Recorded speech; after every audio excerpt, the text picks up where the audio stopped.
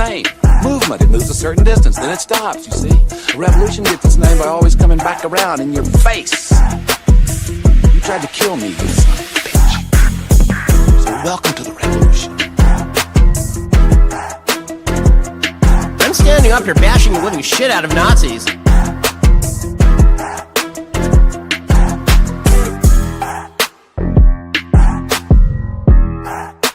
It feels so lovely to be here tonight. What a beautiful love. Give yourselves a round of applause. You're so lovely. Everyone's so lovely. Like we always do about this time. Brian, yeah, you're drunk. You're drunk. Wrong. Hey, you got a little chubby going there.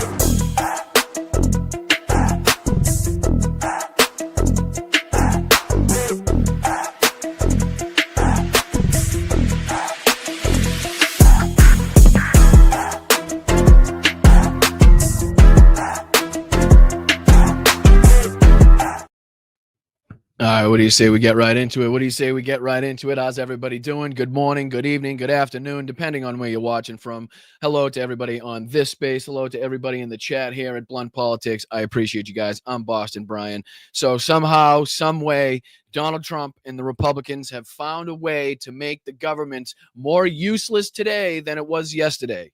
And the only way you can make this government more useless, more incompetent, is to just shut the thing down. And that's exactly what we've been going on, what we've been seeing, what's been going on. But before we get into all the craziness and the nonsense, what do you say we say hello to some people in the chat? You fine individuals here to first off, thank you to the mods. I appreciate you, every single one of you, for helping keep that chat a safe place. I really do appreciate it. That also goes for Nordez. That also goes for Yakov, Rosanna. How are you? Appreciate you guys very much. What's up, Agnes? What's going on, guys? Hey, Roxanne. What's up, Gamer? How's everybody doing? Make sure you hit that like button. Hey, Julie. Hey, Nancy. What's going on, guys? Hit that like button on the way in. Oh, Nordez already with the 5 gifted. I appreciate that. Already more action and more happening today on Blunt Politics than there is inside the federal government of the United States. More money being exchanged, more thought, just shit is happening here. I appreciate it, guys. I appreciate it. Rox, Tanya, how are you? What's up, Alyosha? What's up, Robin? Tricenia, how are you? Thank you, guys. Filter in. What's up, Mr. Android? Mr. Spark? Howdy doody. What's up, Julie? What's going on? Jess, how are you? So yeah, what do you say we get right into all of the nonsense? We'll be talking about trying to skim through a lot today in the first hour today. We'll probably be covering a little bit more clips, some more clips tonight in tonight's show. But obviously, as you've heard, the Senate failed to pass the bills aimed at funding government, and the blame game continues. So basically, the government shutdown. We're in it. We're in it, ladies and gentlemen. On Wednesday, the first day of the government shutdown, failed to pass bills aimed at funding the government as congressional leaders continued to blame the opposing parties for the shutdown.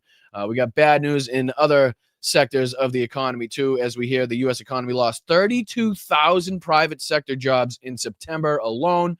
We got Mike Johnson's going to be, I guess he made the rounds on a few of these morning shows, a few of these shows. He was on with Dana Bash, I believe, as well. So we've been looking at his lies and bullshit. There's a couple short clips here from people like Rob Finnerty on, what is he on? Newsmax, OAN? I forget. Newsmax and OAN trying to, justify and give credit to people like Pete Hegseth and Donald Trump for yesterday's absolute embarrassment and debacle.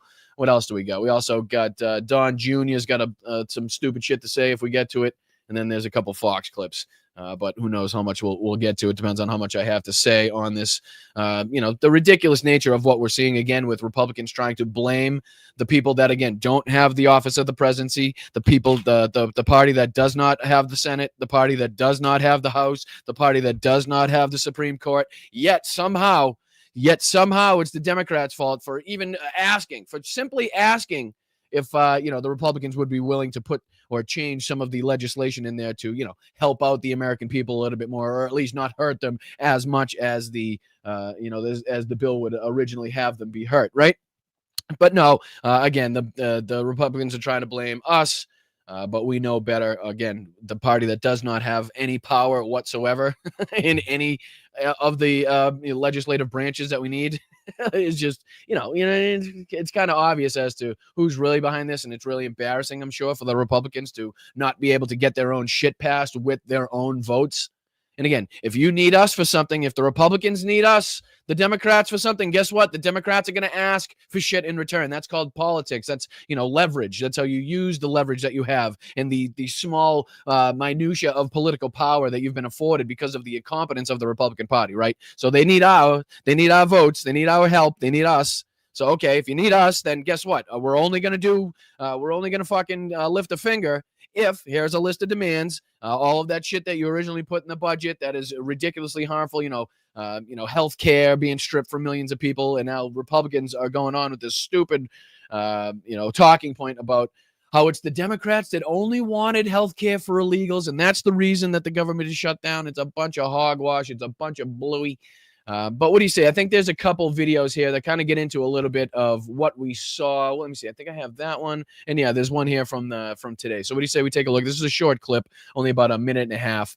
Let's see what happens. Elizabeth Schulze joins us now with what the shutdown means for families. Good morning, Elizabeth. Hey, good morning, Robin. And this government shutdown injects uncertainty into the household finances of many families and into the broader American economy. So starting today, the Congressional Budget Office says we could see 750,000 federal employees furloughed. That means they are placed on leave without pay. They only get paid retroactively once this shutdown ends. Tens of thousands more federal workers who are deemed essential will be forced to keep working without pay. So think TSA agents, air traffic control workers, border patrol agents, plus some 2 million U.S. troops. Now, members of the military typically get paid on the 1st and 15th days of the month. So checks today have already been sent.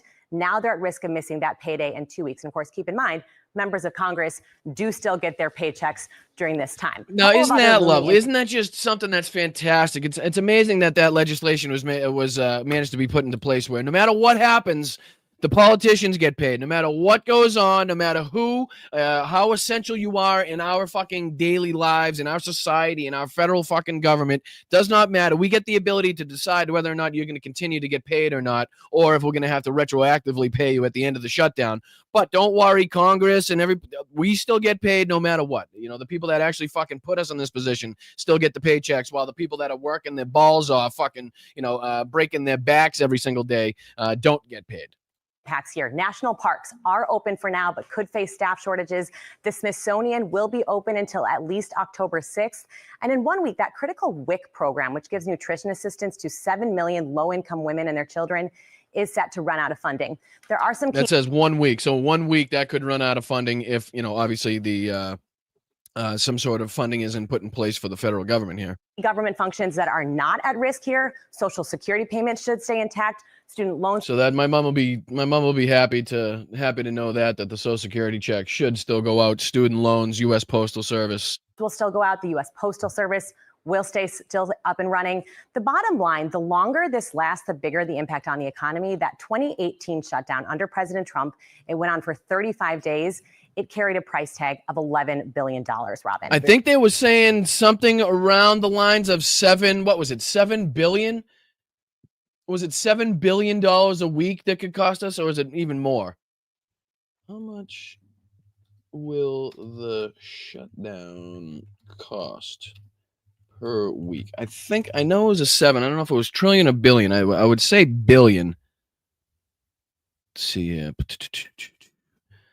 Now I'm going to forget where I saw that story. Government shutdown. Let's see what this is. Looking in here. I think it was something around $7 billion a week. Correct me in the chat if I'm wrong. Yeah, I don't know. Because now that you say that, Mr. Android, now I'm thinking, like, was it trillion? Or does that just seem exorbitant for a week? I should have screenshotted it. That's my fault. If you guys can find it in the chat, the number that I'm talking about and what's it gonna cost us per week, and let me know in the chat just so I know that I'm reporting that one right. Very big price tag there. All right, so there was that one, and then there was this one as well that I wanted to watch. Let's see if we can get into this one. Again, just another short video kind of to give us a little more information on what we can expect, what to look for, what things are going to be shut down, what's not going to be shut down, along the lines of like we were just watching. Because a lot of people are kind of unclear. They're $1 trillion to continue the Medicaid study. No, there's a specific number that I'm talking about that was reported that is going to cost the federal government per week. That's the number that I'm looking for. What was once a threat is now a reality. The bill upon reconsideration is not passed. A series of votes, all designed to fund the government, failed overnight.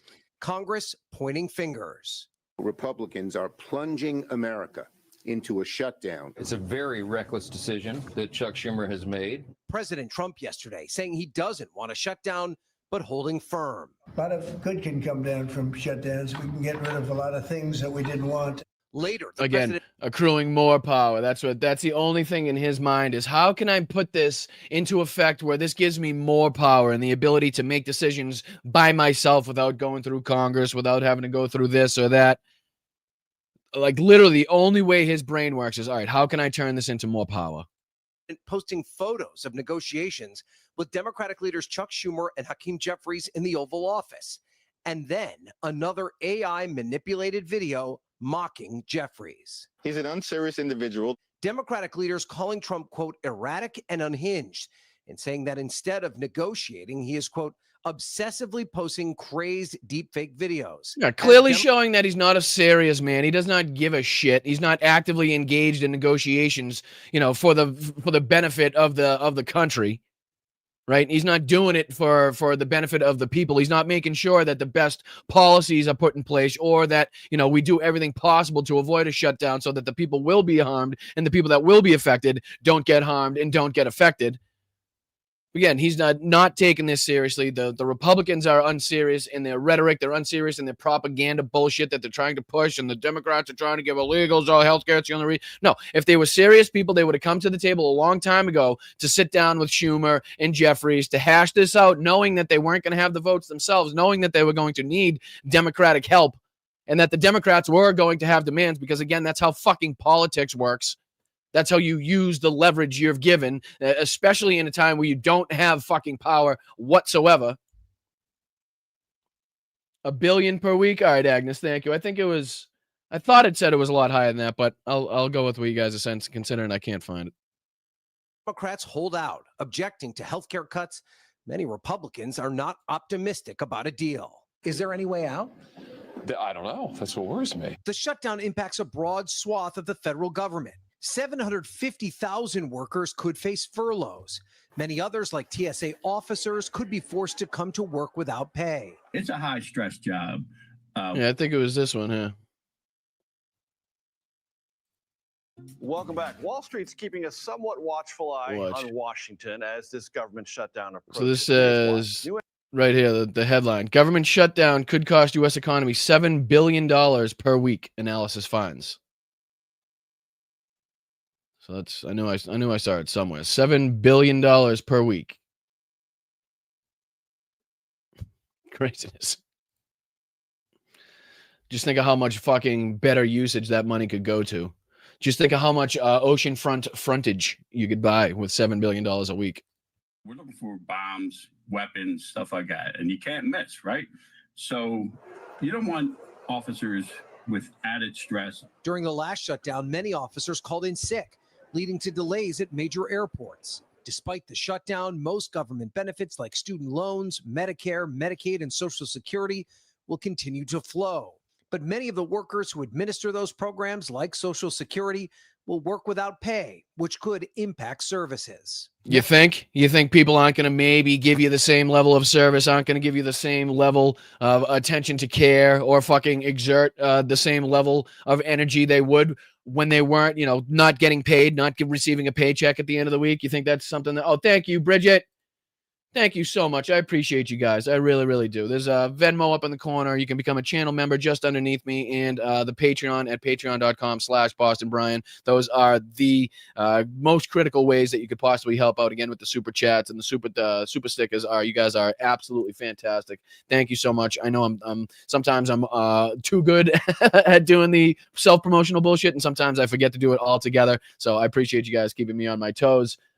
It's very, very important that, we continuously, tell you guys how important it is and how necessary it is for you guys to, if you're in the position to do so, help financially with $1 or $2. It goes a long, long way. So thank you to everybody. Nordez, that's gifted memberships. Bridget, that's becoming a member everywhere. It goes a long, long, long way. It's the only way. I have no ads. I sell you nothing. I'd have nobody's fucking financially backing this show behind the scenes. It's just me and you guys. Mel helping me produce, doing everything else that doesn't involve me speaking and talking on camera. And I'm very proud of the fact that we've been able to make it even this far in this space, in this whole fucking YouTube atmosphere, without taking a dollar from advertisers or having to seek out people to donate or seeking people out to what do they call it, fund the show or whatever you call it. So it's all because of you guys. So thank you very much. I appreciate it. National parks and museums could potentially close. The Smithsonian Museum's set to stay open through at least October 6th. And again, this is on top of the other bad news that we're receiving. You know what I mean? The other bad news as it pertains to the economy, talking about tariffs, talking about continued rising costs, talking about the housing crisis, talking about, again, allies that we used to be fucking really close with, now looking elsewhere to do business, which is costing the United States money. The lack of tourism in the United States, which is costing, small businesses money all over the country, whether it be in New England or whether it be in the upper west coast of the country, where people from Canada come down to camp and hike or whatever the hell they do. You know what I mean? Those people are no longer coming. The people that used to take vacations in the United States are taking vacations elsewhere. And it's costing it's costing us jobs, it's costing us money, it's costing us businesses that have been around for a long, long time, private-owned businesses, family-owned businesses. So now we got the U.S. economy losing 32,000 private sector jobs in September. Private payrolls plunging. I'll zoom in a little bit so it's a little easier to read for you guys. How's that? A little better? A little better? Private payrolls plunged in September, complicating the picture for the U.S. economy as policymakers and investors struggled to assess the state of the labor market amid a government shutdown. The Bureau of Labor Statistics is unlikely to release the monthly jobs report this Friday due to the closure. This means that that means many flying blind without critical economic data are having to key in information that they can get, including Wednesday's private sector jobs data payroll from an ADP payroll company, ADP. U.S. private sector businesses lost 32,000 jobs in September alone, according to the report. August previously estimated 54,000 payroll gains were downwardly revised to negative 3,000. Right? So that's a huge thing right there, isn't it? Didn't Donald Trump always say that his numbers get revised up if they get revised? Like, his numbers can never get revised down, and it's a huge problem, and it should always be talked about when the numbers get revised down. If you're talking about one thing, and then you get to the actual numbers and statistics, the numerical fucking facts, and it's a 10,000% less. Maybe that's something we should talk about, because 54,000 is a lot different than negative 3,000. I'd say that's almost like a 57,000. It's almost a difference of 57,000. You know what I mean? Oh, Peter, you fucking saint, you. You fucking saint, you. Thank you so much, dude. Thank you so fucking much. I appreciate that. I mean, it's great to see you as always. But I mean, you come in with the bang when you come in, Peter. I'll tell you that. You make a fucking entrance when you come in. And we like you for it, and we appreciate you for it. So thank you so much for your support. Thank you so much for fighting for democracy, and thank you so much for being on the right side of history. But yeah, so in between, what was that? So minus 32,000 and 57,000. Yeah, that's probably not a good 2 months if we're putting those 2 months together, right? You know what I mean? So, however, ADP's latest numbers come up with the big caveats. The preliminary re-benchmarking of the data was a significant factor behind the negative August revision and September's estimated job losses. ADP chief economist Nella Richardson said Wednesday, we found that once we benchmark that data, it actually shows a September slowdown that has been consistent with what we've been reporting all year. So we've been consistently on the fucking downslide. we've been consistently going downhill. I guess that's a good thing, according to Nella Richardson. Like maybe I guess that's because it's predictable. Against once she puts that benchmark in, it's like, we're steadily declining like we have been in every single area of our economy pretty much since Donald Trump took over since the first time, but definitely since the second time. Low turnover environment. September's estimated job gains, which ADP tabulated using anonymized and aggregated payroll data from its clients, came in well below economists' expectations for 50,000 jobs added. Yep, things are looking good.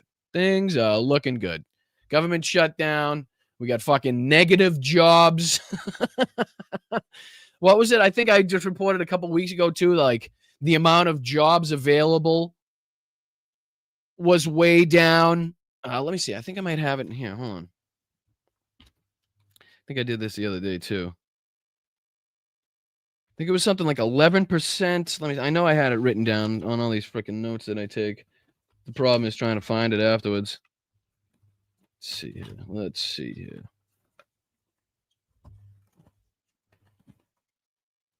I know I had it written down, but I won't waste your time in trying to look for it. There's just a couple facts about the economy and how many jobs we lost, how many jobs are available.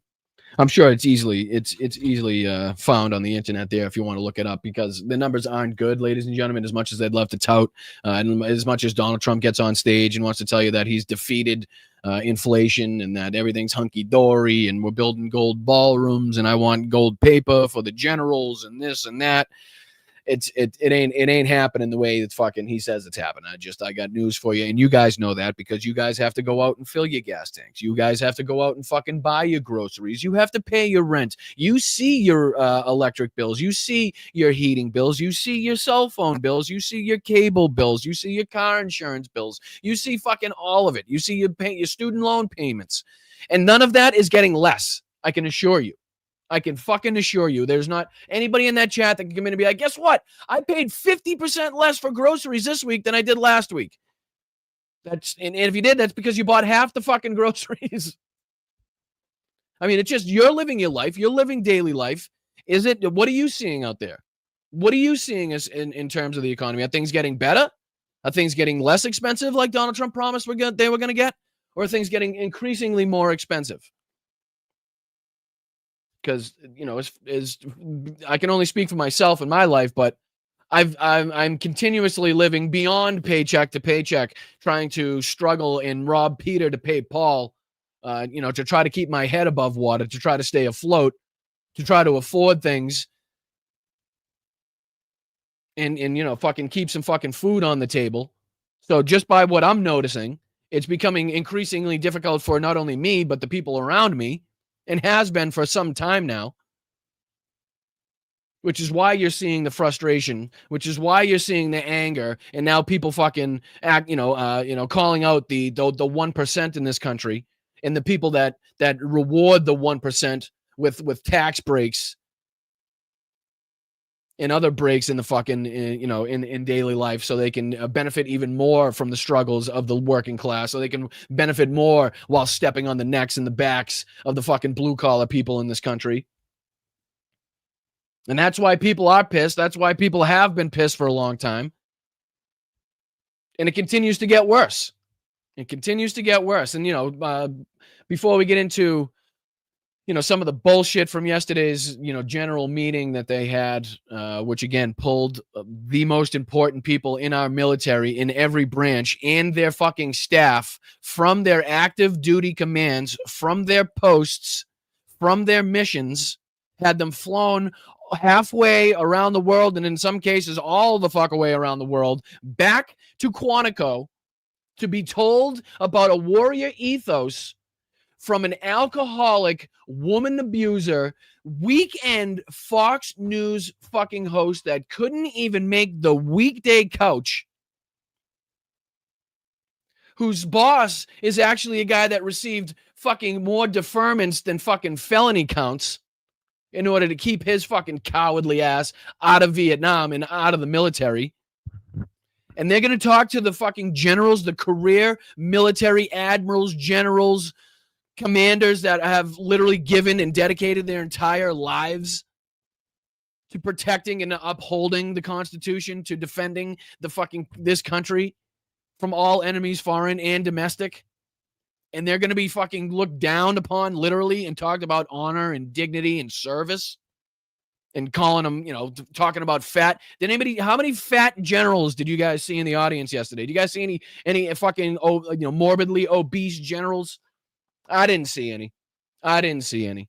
Being told they could use the N-word, right? I mean, this is the shit that was talked about in front of the fucking highest ranking military officers in our country yesterday, ladies and gentlemen. And I can't for the life of me seem to wrap my head around what they must think. You know what I mean? And I'm sure, a lot of them are probably in favor of or willing to overlook the bullshit from Hegseth and, the way that they've been put into power, their lack of qualifications, because they probably like what they do. I'm under no illusions that everybody in that fucking audience was like, was against what was being said. I'm not. But you can guarantee there are absolutely some incredibly brilliant individuals in that room yesterday that got a firsthand look at what people like me and what people on media like MSNBC and fucking NBC and ABC and CNN have been telling them about for years now is the incompetence and the fucking, the lunacy that is Donald Trump, thinking that he is just military strategist, this overwhelming genius on the battlefield, and Pete Hegseth, who thinks he knows more about the military than anybody on the face of the earth. So now these people have seen firsthand with their own eyes this bullshit, right? But before we get into that, let's get into a couple of these clips here from Mike Johnson, because I'm pretty sure he had a couple lies that he was spreading about the old shutdown here. One of them here, he's on with Papadopoulos. Let's see what Papadopoulos had to say. He's questioning him about obviously the shutdown and the Republicans' role in it. And again, Mike Johnson doing his best to try to make it look like this was the Democrats' fault. Again, the Democrats that don't have the presidency, the Democrats that don't have the majority in the Senate, the Democrats that don't have the majority in the House, the Democrats that don't have the majority in the Supreme Court, the Democrats that don't have control over ICE, Border Patrol, in the other law enforcement agencies that are now running around buck wild, fucking arresting U.S. citizens. They don't have control over the FBI or the DOJ. So somehow, knowing all that, knowing the control that the Republicans have, the complete and utter control over our federal government right now, somehow they're going to try to pass the buck. They're going to try to pass the blame on to the Democrats for this. Because again, we tried to give a list of demands that were overwhelmingly beneficial to the American people in trying to redo and trying to rewrite some of the harms that were put in place by the Trump administration in his last fucking moldy, shitty bill that they put in place. It does actually, because Let's see if I can put this on the screen for you guys. Start this over. Let's see what lies he tells here. It does actually, because what it does is it unwinds the changes that Republicans put into the big, beautiful bill, the big signature legislation that we passed. Yeah, that big, beautiful, moldy, shitty, decrepit bill that, again, stripped healthcare from millions, that put in more guardrails and more hurdles for the people that actually do qualify for the healthcare to go over, again, making it more difficult for them to receive the benefits, even again, if they do qualify for that. Is that the one? Is that the bill that we're talking about? Because I know there was a whole list of things that were very detrimental to the American people that were put in place in there, the tax cuts again for the richest people in our country. What else? There was a shitload in there. It's probably too much to list, but I think that's the bill he's talking about. That's been signed into law on July 4th. That has been very successful in shoring up Medicaid for the people who are actually... Has it? How so? How so? Please do tell. Eligible to receive it. What we did in the bill and the CBO... And is this the Trump healthcare plan? Hold on. Doesn't he have is it Trump healthcare plan? Like this. Right here. I got to look at this healthcare plan. Look at it. All of it. Oh, every single page of it written right there. You got it. Because you do know, Mike Johnson, that if what was it 5-6 years ago at this point, I don't even remember at this point, if Donald Trump actually came out with said healthcare plan that was 2 weeks away, 2 weeks away, 2 weeks away, 2 weeks away, you wouldn't be in this position. You'd have like a whole thing to tout. You'd be like, look at this, and then you wouldn't have to be talking about the ACA, Obamacare. You wouldn't have to be still touting the fact that millions and millions and millions of Americans still rely on that specific fucking care. That specific fucking aspect of our healthcare to, live. Just verified this 3 weeks ago. The Congressional Budget Office, the nonpartisan arbiters of everything up here, they said that those provisions have helped to reduce premiums. Why? Because we got ineligible recipients off of Medicaid, illegal aliens, and able-bodied young men who are riding the wagon. I'm just curious. So that's a bunch of bullshit, I'm sure. But does that justify, again, kicking millions of Americans off or making it more difficult for millions of Americans to receive that? So you're saying we've made the premiums lower. Millions and millions of people aren't going to be receiving it, but the people that do receive it, boy, are they're going to be paying lower premiums. But don't worry about those other dead people that are lying in the ditch that used to have health care but no longer can afford it, no longer can get it, no longer can receive it because of some bullshit work requirements or, because of this or that, the other thing, because of the hoops that they were made to jump through. Don't worry about them, but go ask the people that, the 3 or 4 people that did actually receive the benefits, how they feel about the deductibles that they were paying. Eligible to be there. Medicaid is intended for specific populations of U.S. citizens. That is young, pregnant women who are down on their luck, the disabled and the elderly. Wait a minute. Is it really specified to such a limited group of people? Because I don't quite remember it being like limited to such a small group of people that it's supposed to be used for or used by. It's only pregnant women down on their luck. That's it. That's the only group of people that should be, and really old people. I'm confused. I thought it encompassed a lot more than that.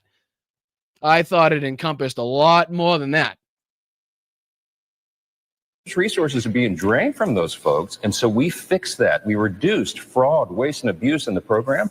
Chuck Schumer's counterproposal on the CR would reverse that. No. The whole thing is when you strip millions of people and you kick millions of people off the rolls, see, that's not getting rid of, like, statistically, you may be able to say, look at all the fraud and abuse that's down, but all you basically did was come in with a big shovel, a big broom, and sweep a large fucking section of the people that used to receive that health care, that used to be able to keep themselves healthy to a certain extent, used to be able to keep themselves alive to a certain extent, even with the minuscule amount that they make in their job. They had that assistance. They had that help there that they knew they could count on, to get their insulin or get their whatever it may be that they rely upon, get their wheelchair, get their ramp, or whatever it may be. But apparently Mike Johnson thinks that just because he went in there with a big broom and swept everybody from the rolls, and statistically the numbers are lower, that's something that they can tout. And again, don't look at all the dead people in the ditch over there that used to have health care, that no longer have health care and weren't able to save themselves from said disease or, said fucking this or that, whatever reason. That is a simple fact. It does. So, and then I believe there's another couple. Let me see here. I don't know if it was on this one. I think it was on this one, actually, where he's also on with Dana Bash here. Was it this one? No, I believe it's this one right here. So Dana Bash kind of questions him here. Dana Bash says the argument Dems make is that insurance companies start making plans soon, and so by the time that they make the plan for the ACA subsidies will expire. Isn't there something to that? And Johnson goes on to lie. Let me see if I can get this from the beginning. Let's see what he says here. In your district, and thank you, Republican Jesus. districts across the country, the biggest of which they argue is extending the subsidies for people who can't afford Obamacare to be able to afford Obamacare. I understand that they don't expire until the end of the calendar year. Right. The argument that they make is that insurance companies start to make a plan like soon. And so by the time they make that plan, the subsidies will expire. Isn't there something to that?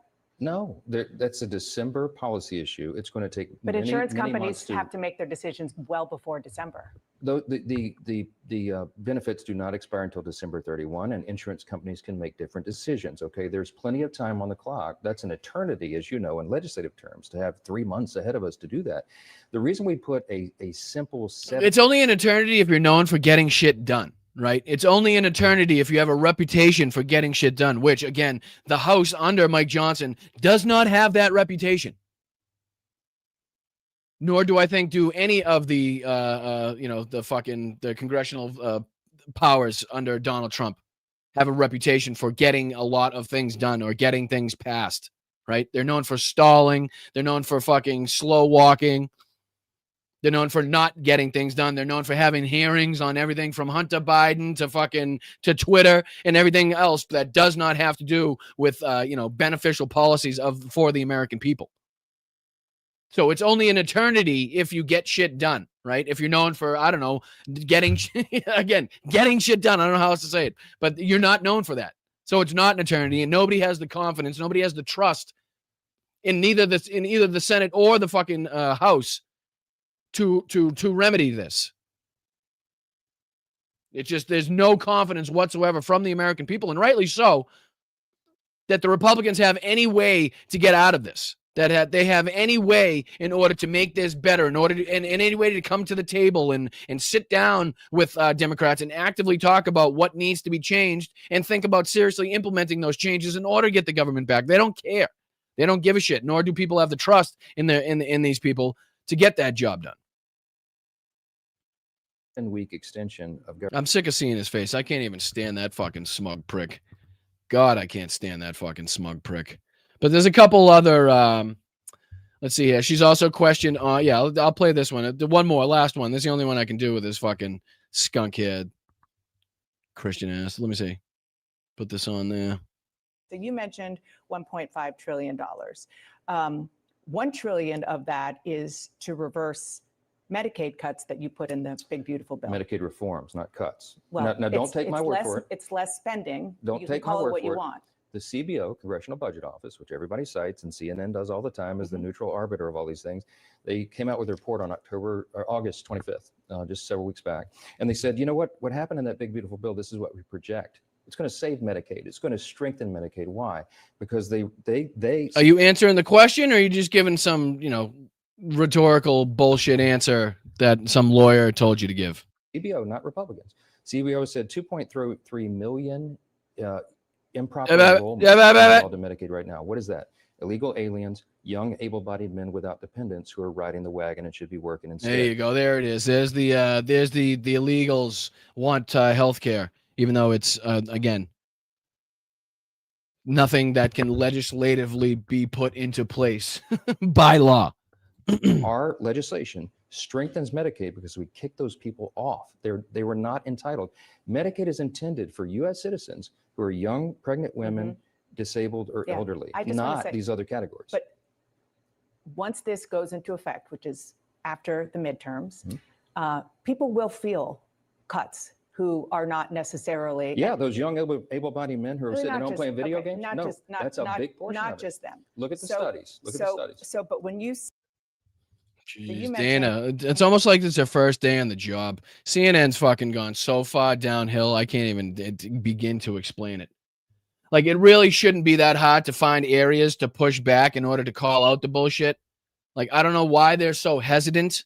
Like, they don't want to look combative. They don't want to look like they're going against the administration. They don't want to look like, they don't want to catch the attention too much of Donald Trump, because if he catch your attention, then he's going after CNN, and then there's $1 billion lawsuit, and then fucking CNN has to settle for, $100 million. They'll probably fucking put that into Donald Trump's ballroom or whatever the hell. Just like, isn't YouTube actually, hold on. Didn't YouTube just pay 20-something million dollars? Watch, they'll probably kick me on fucking YouTube for bringing this up. Let's see, 24 million to Trump. Pretty sure. Yep, there we go. So everybody's fucking bending the knee here. Everybody's bending the knee. Doesn't matter who you are, apparently. YouTube's $24 million settlement is part of an unsettling pattern. So I believe they're even donating it straight into the ballroom, if I'm not mistaken. Here, let me see. Let's see. YouTube said Monday that it would settle a lawsuit brought by President Donald Trump for more than $24 million, adding to a growing list of settlements with tech and media companies that have amassed millions of dollars for Trump's projects. A notice of settlement for Trump's lawsuit against YouTube details that $22 million of it will go towards building the new White House ballroom. Right there, ladies and gentlemen. Right there. So the fucking capitulations continue. The capitulations continue. I think this was after Trump was removed. Let me see here. Soon after the settlement announced, the president mocked YouTube and said it was said the 2020 ban was illegal. 2021 ban was illegal. I think it was after, obviously, his incitement of the riot at the Capitol and the insurrection. Let's see. So Meta or Google, 25 million is lunch money. It's probably worth 25 million in lunch money to make this go away. Again, that's not the fucking point of it. The detail helps summarize why so many of these settlements in response to Trump weeks will have a lawsuit, including $25 million from Meta, $10 from the company formerly known as Twitter, $16 million from Paramount Global, and $16 million from ABC Disney. Again, this guy is just fucking robbing U.S. companies straight out in the open, blindly. Companies that they know that they can win these lawsuits if they would have taken it to court. But because it would cost them, significantly more money than, say, the $25 million to just make it go away, they're willing to capitulate and allow Donald Trump to get these fucking victories, to steal millions and millions and millions of dollars, not to put into the economy, not to fucking, not to help veterans, not to get homeless people off the streets, not to make fucking housing more affordable, not to buy school lunches for kids, not to fucking, hire metal detectors, buy metal detectors to keep guns out of schools, not to help elderly people, but to build a fucking gold ballroom. That's why these companies are capitulating. That's what they're seeing come from the money that they're donating basically to a fucking dictator, to a madman, to try to appease him. This is nothing more than appeasement by today's media in order to just try to keep him happy. Just keep him happy enough where he stays off the fucking coattails of whatever company you work for, so you can hopefully squeak by in the next 3 years without a major lawsuit, without fucking going out of business, because Donald Trump railed against you and your company on Truth fucking Social. So add YouTube and whoever I don't know what the parent company situation is for YouTube. I never know that shit. I know all these companies go back to pretty much 3 or 4 fucking companies when you actually boil it down to the end of it. But, fuck you, YouTube. How about that? You fucking capitulated, you hacks. Instead of fighting for what you know was right, fighting for the ban that you know was legal after the man fucking incited violence, instigated a fucking mass riot at the Capitol to interfere in a free and fair election, where people ended up dying, and where he called them beautiful people and told them to go home peacefully at the end of it. You know you would have won, just like fucking ABC would have won, just like, Jimmy Kimmel would have won had it gone to court because of fucking free speech. Just like I'm sure Meta and Twitter probably could have won their lawsuits, whatever the fuck those are for, I forget at this point. Every single one of these was a bullshit lawsuit that these companies could have fucking paid a lot more money to fight and win. But instead, they took the easy road, they capitulated, they pussied out,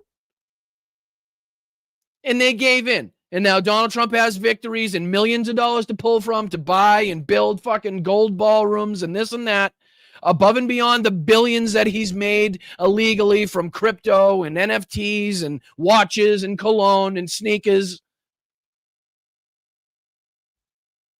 Just showing you how much different the second term is and how much fucking companies have absolutely bitched out in the second term compared to the first term, where, there was some fucking modicum of self-respect, where we actually made him at least have the illusion of divesting from his companies as to not profit. And we ridiculously continue, bring up the fucking Jimmy Carter story of giving up the fucking peanut farm he made about 14 cents on every day. To not look like he had some, improprieties going on. But not today, ladies and gentlemen. We just continue to throw millions and millions of dollars at a dictator, at an authoritarian who's coming for our fucking necks, who's coming for our free speech, who's coming for our rights, who's coming for our way of life. It's fucking unbelievable. Unfucking believable.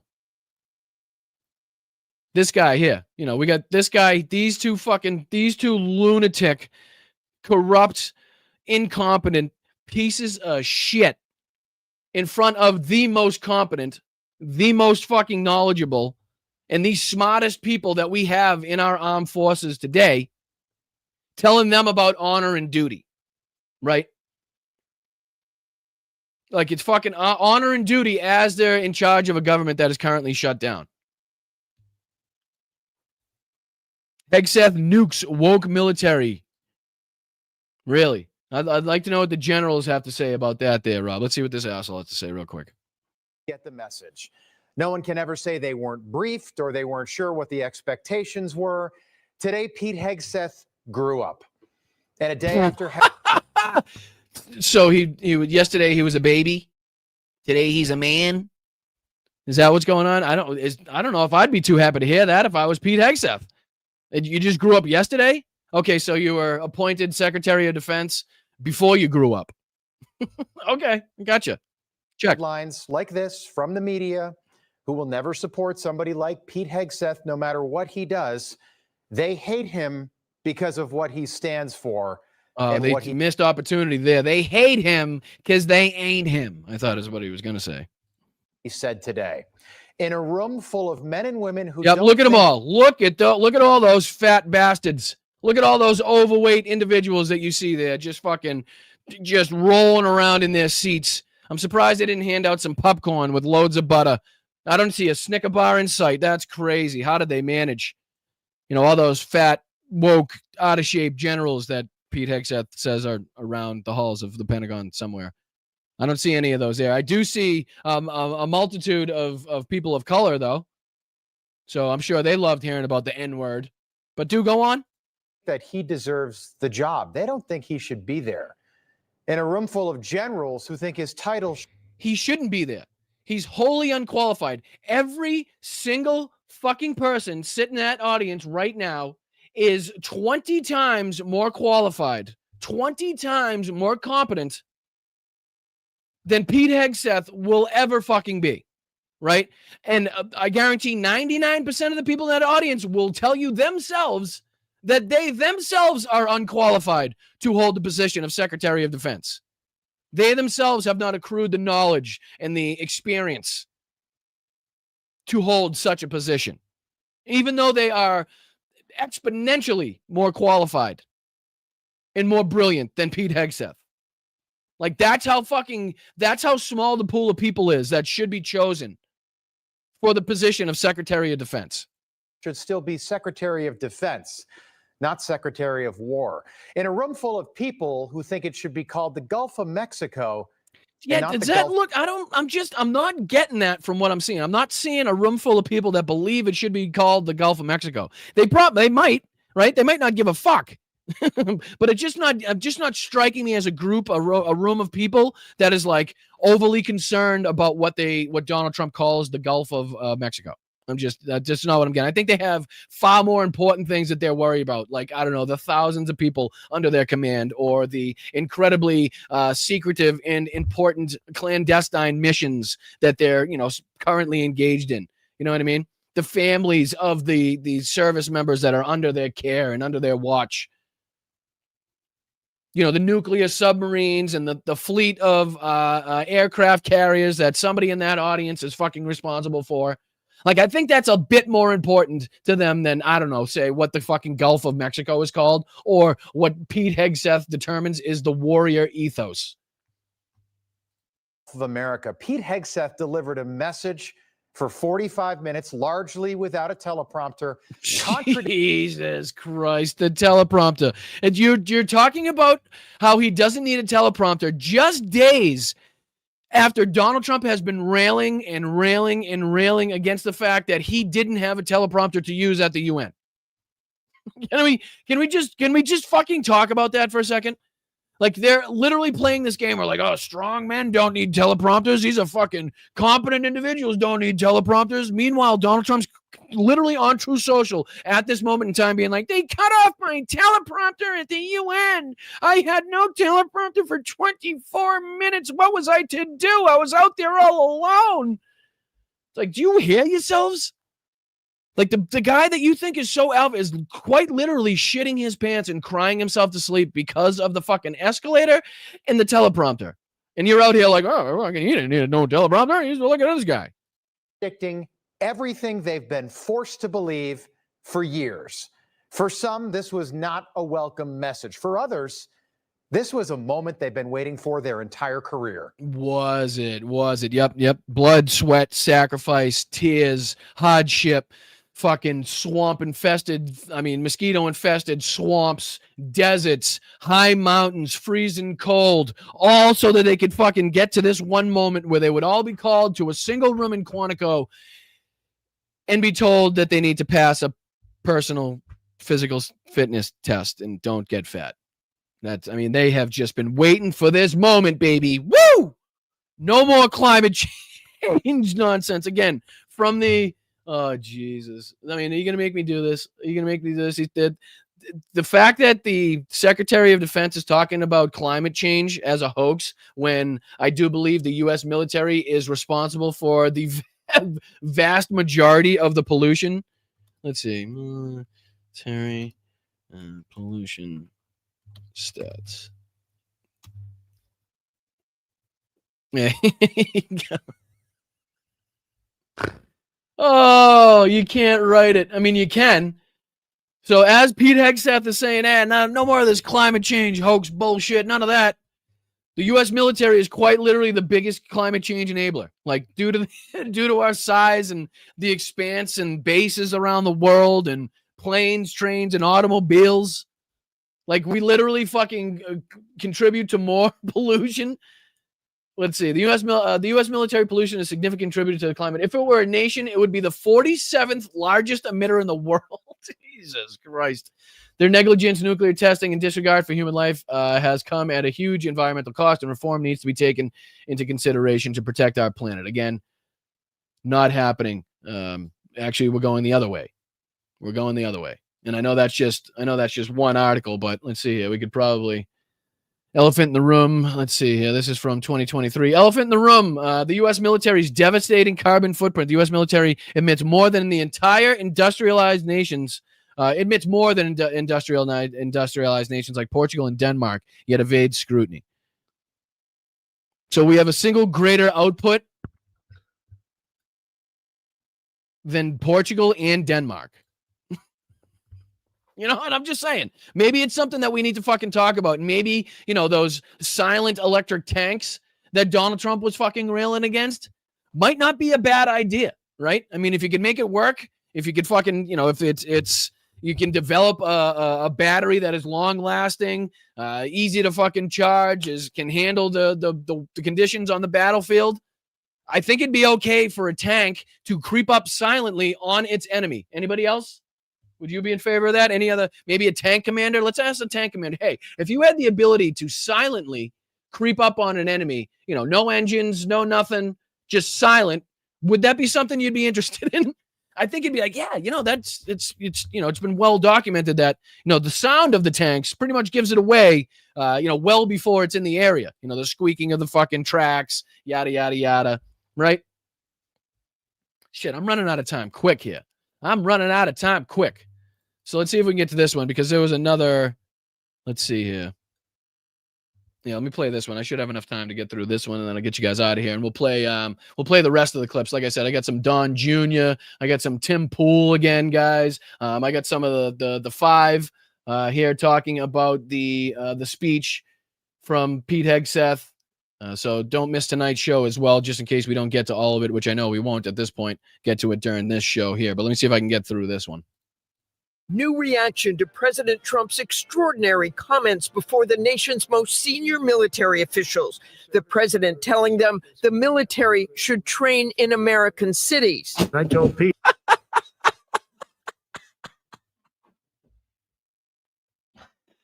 Could you think of a fucking dumber idea? Honest to fucking God. Could you think of a dumber idea? Let's use U.S. cities with real people in it. Not even talking about like blocking areas off. Not talking about using like abandoned sections of the city. We're talking about using the city and the people in it as fucking practice, as training for the United States military. Like, I don't see what could possibly go wrong on that one. I don't really see a downside. I don't see no, not thinking of it. We should use some of these dangerous cities as training grounds for our military. The president's comments sure to face legal challenges, You coming think? at an unprecedented gathering of American military leaders from around the world, summoned by Secretary Pete Hegseth, a former infantry officer and Fox Weekend News host who... Guys, this could have been a fucking one-page memo, okay? This could have been a single email fired out to every single one of these people and their staffs and their mothers if they wanted it. In 2 seconds, this could have been handled, but no! Do you have any idea how much it cost? And I'm dying to know how much it cost the U.S. military to fly home every single one of these generals. What did it cost the taxpayer to fly home these people as opposed to, again, send on a fucking email or a memo? Can anybody explain? I mean, is that the proper use of taxpayer money? Is that the proper use of funds that, again, could be put to much better use? Is it smart to take generals, admirals, and commanding officers off of their posts, off of their missions, off of their ships, off of their bases at any point? Or do you think they have people that take care of this stuff for a reason? Unreal. Made clear things would dramatically change under his leadership. No more identity months, DEI offices. Shit. Hold on. Which one was I playing? Was I playing that one? I forget now. Must have been. In dresses. No more climate change worship. No more division, distraction. No, and just to kind of give you a one-to-one comparison, because I know I'm running out of time here, I just kind of wanted to give you a little bit of a comparison. What do you say let's try this one on for size. Let's take what we heard from Donald Trump and Pete Hegseth yesterday and compare that militarily to, again, what Tim Pool, you'll hear later tonight, call one of the best military speeches he's ever heard. I think Jack Posobiec called it one of the best military speeches that the military has ever heard in this country, right? So just to kind of refresh your memory on what, I don't know, somebody with some actual fucking character, some actual respect, some actual knowledge actually sounds like. Let's see if we can compare. Let's see if we can compare a little bit here. When a week ago today, Mr. Speaker, I asked the House to fix this afternoon as the occasion for a statement, I feared it would be my hard lot to announce the greatest military disaster in our long history. I thought, and some good judges agreed with me, that perhaps 20 or 30,000 men might be re-embarked. But it certainly seemed that the whole of the French First Army and the whole of the British Expeditionary Force north of the Amiens, Abbeville gap would be broken up in the open field, or else would have to capitulate for lack of food and ammunition. You know, it's just a different way of speaking. You know, it's just there's a couple of them here too. Like, you could do this one as well. Ready? Their story is known to all of you. It is the story of the American man-at-arms. My estimate of him was formed on the battlefield many, many years ago and has never changed. I regarded him then as I regard him now, as one of the world's noblest figures, not only as one of the finest military characters, but also as one of the most stainless. You know, it's just so much. Even if you go to, people like Patton, who weren't really known for their, public speaking, but even this is like, let's see, ready? It's all wrong. And it occurred to me how very fortunate you are that through our blood and your bonds, we crushed the Germans before he got here. Right, I won't have time to get through it all, but if you listen to any of the way in which the way that they speak to and about their troops, about their country, you know, the love that they have for the country, the reason that they sacrificed so much, it is so totally different.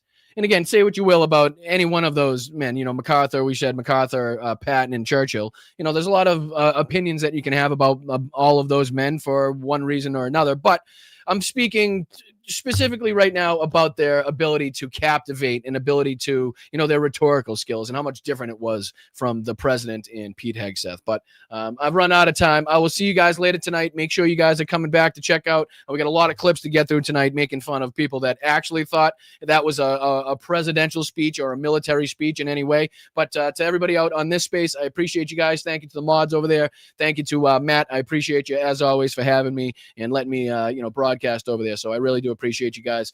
Be sure you're sticking around for my buddy Jeff Waldorf. Hope he has a great show. Thank you so much, buddy, and I hope Jeff take it away. Take it away. And anybody on the Blunt Politics side, make sure you're sticking around because I want to make sure that I thank everybody that was kind enough to send over a Venmo or contribute on YouTube, PayPal, whatever it may be, signed up at Patreon. I like to thank you guys at the end of every show. If you're new, if you're just joining us here, make sure you like and subscribe to the channel. It's free to do so. We're on every Wednesday at 1 p.m. Eastern. And then we have tonight's show. Again, it's going to be 8:30 p.m. Eastern, obviously 5:30 here on the West Coast. And then we'll also be on tomorrow at 2. So make sure you check out. I might as well put up the schedule, right? Just in case anybody's new here. So we do Sundays at 1 p.m. Eastern, Tuesdays, 2 p.m. Eastern, Wednesdays, 1 and 8:30. And then we have our Thursday show at 2. And then we repeat it all again. I thank you very much, guys. I still have to come up with our dates for the October Zooms. I have not forgotten. So as soon as that is all set in stone, I'll be sure to tell you guys. And don't forget, we have October 7th coming up. We'll be speaking finally with Kat Abagazela. Very excited to finally get that opportunity. The last time we were supposed to have her on, I was under the weather, was not feeling well, and they have been kind enough to reschedule. So October 7th, we'll be speaking to Kat Abagazela about the fight that she's been involved in. She's been in the trenches, hardcore. We'll be talking about her campaign. And a lot more, hopefully. So make sure you stay tuned for that. Make sure you subscribe for that. Make sure you hit the notification bell for that. That way you don't miss out on anything. Let me see here. I'm going to get to the old Venmos. Let me see. Get this out. There we go. I'm going to get to the Venmos, see if anybody sent a Venmo here today. Thank you, fabulous people. And then we'll get into everybody here on YouTube that was kind enough to either sign up, send a membership, super sticker, super chat, things like that. I want to make sure that you guys all feel recognized and appreciated for your kindness, because it goes a long, long way. So people like Dame Dog Dude, appreciate you, brother. Nicole, thank you so much again. Jenny Faye, thank you so much again. Karen, thank you so much again. JD, Moms, JD again. Nancy, you guys are absolutely incredible, and I can't thank you enough for, again, showing up day in and day out and helping this show continue to grow. We're on our way to 15,000 subscribers. I would very much appreciate if you could hit that subscribe button. We're trying to grill. We're trying to grow. We're trying to build. So I appreciate you guys. Let me see if I can get here on YouTube. Short list today, but that's all right. Short list today, but that's all right. Sometimes you need a break. Nordez, thank you so much, as always, for the 5 gifted, my man. I just, again, I'm running out of words to continuously thank you every single show for contributing and helping build our memberships up. Again, we're on our way to 1,000 memberships here for a channel that only has, roughly 13,000 subscribers. I'd say 1,000 of them being members is pretty fucking cool. I really would. So thank you, Bridget. I really appreciate you for becoming a new member and adding to that count. I appreciate you. Thank you for your fight. Thank you for your passion. Thank you for seeking out independent media and people that, in my opinion, tell the truth. So hopefully you find a great place there in the chat. So thank you very much, Peter, for your huge contribution, man. Thank you so much for the 50, dude. I mean, that is huge. That makes it worth it for me to pop on today at least. So thank you very much. At least I can grab some lunch. You're amazing. Every time you pop in, you do something more spectacular than the last time you were in here. So, Peter, appreciate you. Have a great day, my man. And to round it out, AI Jesus, Grinder Mike visits the DC glory holes. Oh, shit. Woo! You know what? I'm surprised he didn't keep the fucking government open just for that reason. I mean, if he's got some glory holes in one of them bathrooms at the house, I'm surprised he didn't keep that shit open, because there's no way he's getting away with that at home. His son's phone would be ringing and blowing up off the hook. That thing might spontaneously combust at some point. But I appreciate you guys. I'm going to let you go. I will see you this evening. Again, 8:30 p.m., 5:30 west on the West Coast here. Make sure you're hitting that notification bell. We're going to have a bunch of funny clips to get through. Like I said, Don Jr. looks like an absolute mess again. Here, I'll give you a little preview. Here's Don Jr.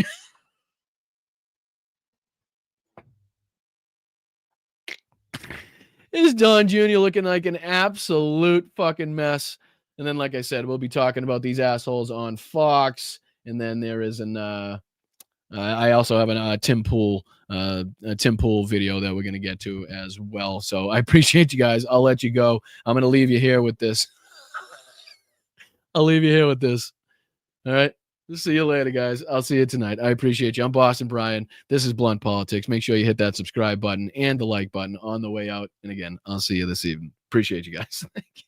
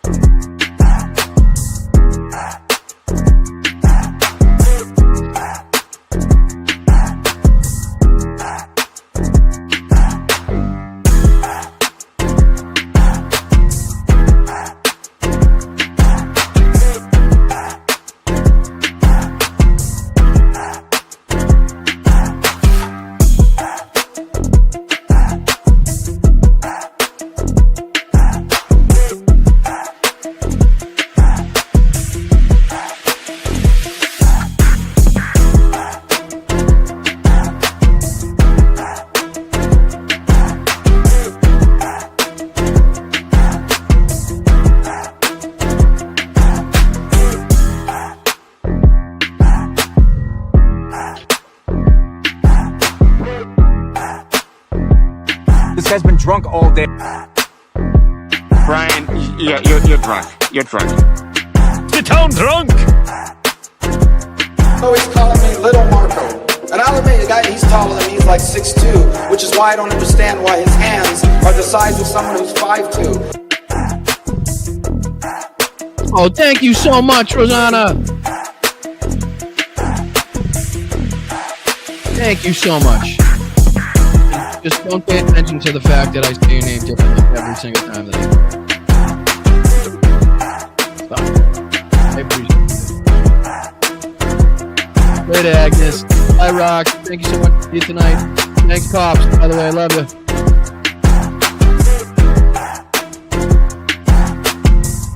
Yesterday's a hard word for me. They call them dumps, big, massive dumps. Yesterday's a hard word for me. Is there anything worse than white people? Yesterday's a hard word for me. I am the chosen one. Vagina. I am the vagina. I am vagina. How do you lie to the FBI and now you're running for president? Oh, go fuck yourself. How do you lie to the FBI and get off my plane? I am the chosen one. Tell the director to call the White House. Do your fucking job! Gettysburg, what an unbelievable battle that was. The Battle of Gettysburg, what an unbelievable, I mean, it was so much and so interesting and so vicious and horrible and so beautiful in so many different ways. It represented such a big portion of the success of this country. Gettysburg, wow. I go to Gettysburg, Pennsylvania to look and to watch. You're a nation that just recently heard that Saudi Arabia and Russia will repeat your They call them dumps, big, massive dumps. They're just getting acclimated. You know what that means, acclimated? China has total respect for Donald Trump and for Donald Trump's very, very large. Hey, you got a little chubby going there. In the hell was that all about? Eating the dogs. They're eating the dogs. Water coming here is dead. You'll have a group of Venezuelan killers, street gangs, occupying the town with MK-47s. I know. The population in Thailand is 63 million people. It is twice the size of Wyoming. Its chief exports are textiles, footwear, and rice. Each year, approximately 13,000 people are killed in car accidents in Thailand. I mean, they've been conserved since the time of lobsters, right? There weren't trees around when lobsters first manifested themselves on the planet.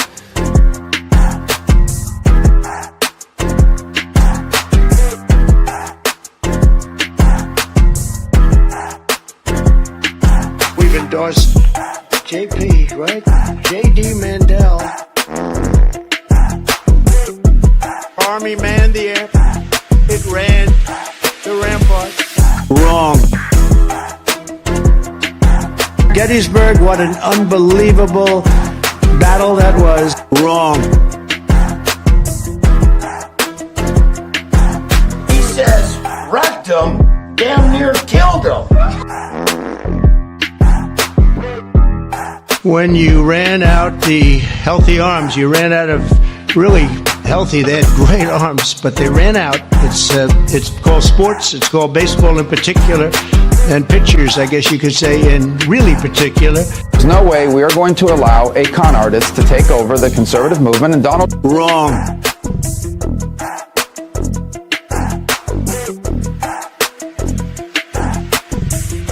We appreciate those camels. I haven't seen camels like that in a long time. Yes, of course, hence the name. Movement, it moves a certain distance, then it stops, you see. Revolution gets its name by always coming back around in your face. You tried to kill me, you son of a bitch. So welcome to the revolution. The big, fat, sloppy United States.